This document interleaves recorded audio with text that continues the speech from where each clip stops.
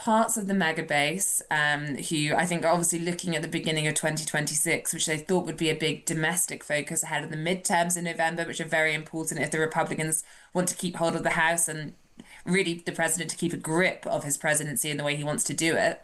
And they're slightly confused that the year has begun with Venezuela regime change, more threats on Greenland, and now Iran. And you've had Steve Bannon, for example, the former advisor to Donald Trump, who has a big following in America and beyond, saying that, no one signed up for Make Iran Great Again. This is not something where they want to get particularly involved. Donald Trump has warned the United States will take very strong action against Iran if it goes ahead with the execution of protesters, telling Iranians, of course, you heard it here yesterday, that help is on the way. We don't want to see what's happening in Iran happen.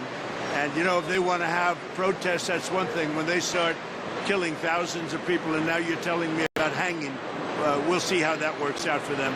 It's not going to work out good. Well, the warning comes as a man of just 26, Irfan Soltani, is reportedly due to be executed today after being accused of waging war against God. Well, what does the US president mean? And by encouraging anti-government protests to continue in Iran, is he actually putting more lives at risk?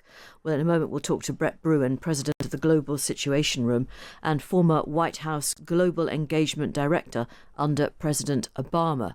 First, let's check in with Katy, Washington editor for The Times and The Sunday Times. Anything new so far today from the White House? Not yet from the White House. What we know is Trump is threatening strong action, saying, effectively, if they go ahead with the what that you're expecting, which is the execution of figures who have taken part in the protests, then the US could step in. We're also hearing that Donald Trump and the White House have been speaking to European counterparts, which could be a sign of, is there action where they need to speak to the other side? Are they working together? Is this, logistics? But certainly Donald Trump wants it to be known that he has options, that he can take action.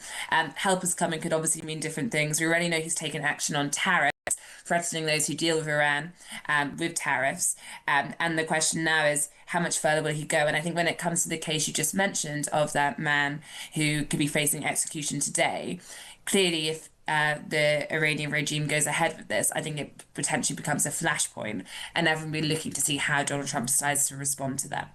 Yeah, so we should say it's early evening in Iran now, isn't it? They're 3.5 hours ahead of GMT. How do we know about how will we find out about the fate of Irfan Soltani?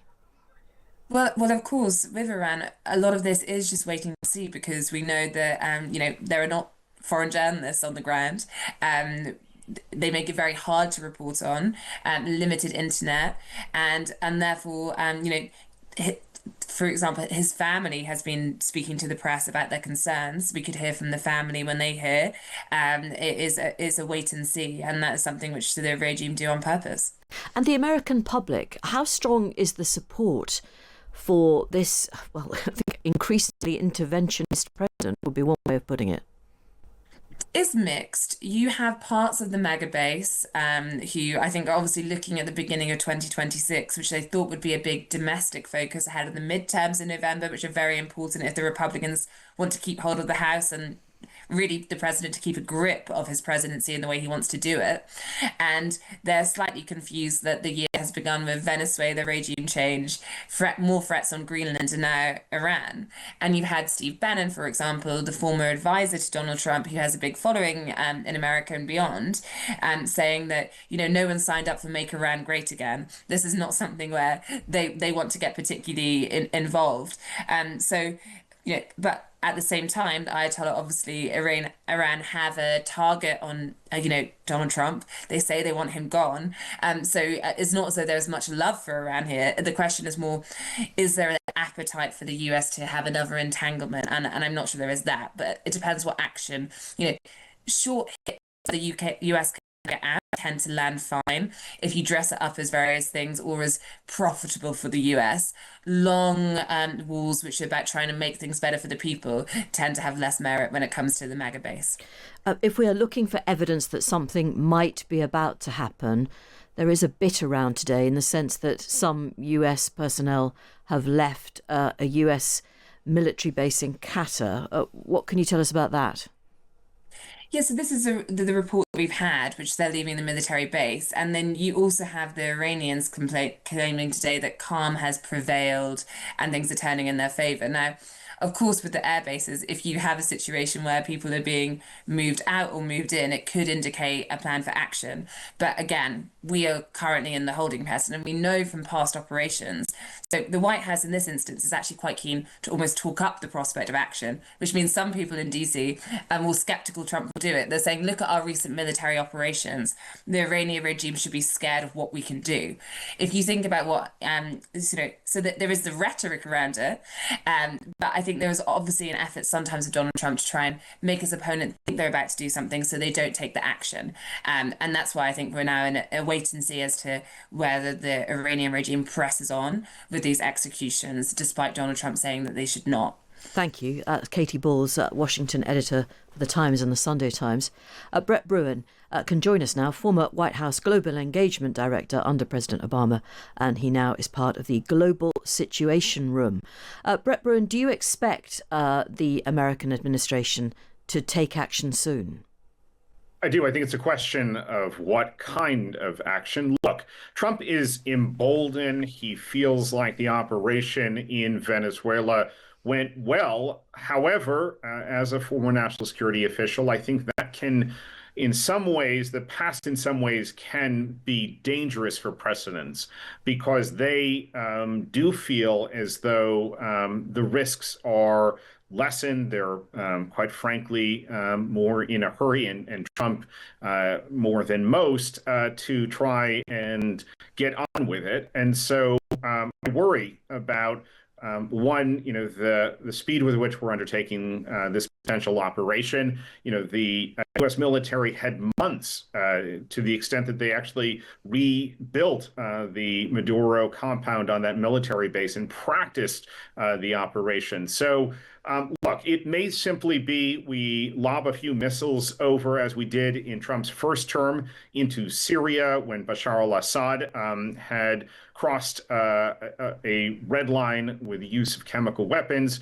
I think this case, quite frankly, is much more complicated and much more likely with the survival of the Iranian regime on the line to slip downhill quickly. Well, the Iranian regime may well relish the opportunity to claim American interference. I mean, they might really like that because that has the potential, presumably, for bringing some of their public back outside.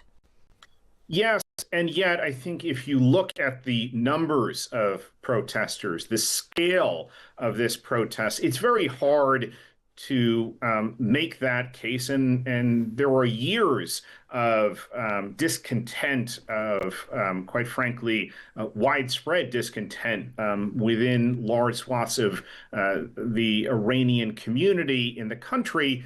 So this is not something that you can simply write off as, Trump's meddling, as Trump is instigating it. There are very real gripes. And look, not least of which because Trump actually had pulled out of the JCPOA, the Iran nuclear deal, which reimposed economic sanctions on the country, made life there more difficult. But the mullahs and Iran's leaders have been, doing a lot on their own to increase their own lack of popularity in the country. What might work? Something really targeted, a precise airstrike on some facilities of the IRGC. Is that possible? Well, I think if I were sitting in the Situation Room again, what you're looking for here is the kind of action that will lead to military officers deciding that they would rather throw their lot in with the next evolution of the government rather than sticking with this one. And so, I don't know that it's necessarily the kind of strike that we saw over the summer, which takes out a important capability, in that case, the development of a nuclear weapon.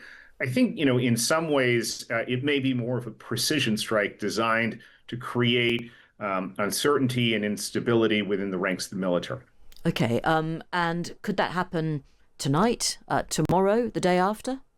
Well, I think we have seen, as with the strike this summer, the strike and operation in Venezuela, that you do have indicators of a buildup. You do have some of these warnings that go out to citizens. So, yes, it may well be imminent. Right, and I mean, it's a question of how this actually pans out, and whether or not it brings about the fall of this regime and its possible replacement with something worse. Is that plausible? Oh, well, I think you always have to account for the possibility that what comes could be worse, more extreme. Look, I think this is also where Europe and, here on the continent of Europe, you saw leaders still moving quite slowly, taking quite small measures. They banned Iranian diplomats from entering EU facilities. I mean, you at this stage have to be doing a lot more. Like what? Well, one, I think we need to see negotiations to the end of this regime, making clear to leaders in Iran that their fate is written on the wall. And if they don't take steps to negotiate a solution, they will well find themselves either sitting alongside Nicolas Maduro in a New York jail or 6 feet underground. And it's exactly because of what happened in Venezuela that I guess we're all expecting something to occur, and we're imagining it will be incredibly dramatic and potentially on the scale of what happened in Venezuela. I mean, is it unrealistic that America sweeps in and takes the Ayatollahs, or takes some of them? Well, look, as you heard from U.S. officials, getting one person, let alone getting several, very complicated. Is the reason why Delcy Rodriguez is the interim president of Venezuela, because you couldn't go in and take multiple people and protect our people. But at the same time, the U.S. military will have developed very intensively for this, having planned scenarios. So Trump will have options on the table.